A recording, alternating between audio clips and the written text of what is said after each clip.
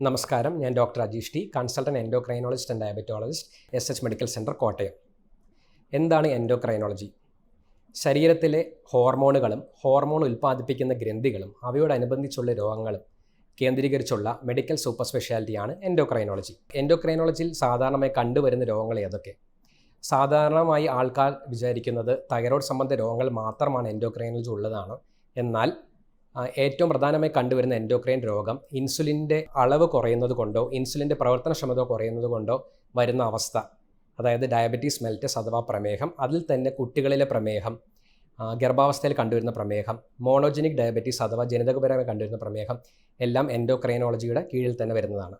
അതോടൊപ്പം തൈറോയ്ഡ് രോഗങ്ങൾ, hypothyroidism, hyper thyroidism, thyroid nodules, അതേപോലെ കുട്ടികളുടെ വളർച്ചാക്കുറവ്, പ്യൂബർട്ടൽ ഡിസോർഡേഴ്സ്, സ്ത്രീകളിൽ കാണുന്ന ആർത്തവ സംബന്ധമായ രോഗങ്ങൾ, PCOD, ജീവിതശൈലി രോഗങ്ങളായ പ്രഷർ, കൊളസ്ട്രോൾ, അമിതവണ്ണം എന്നിവയെല്ലാം എൻഡോക്രൈൻ വിഭാഗത്തിൽപ്പെടുന്നതാണ്.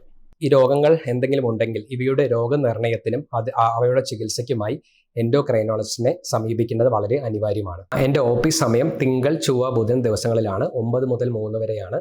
Thank you.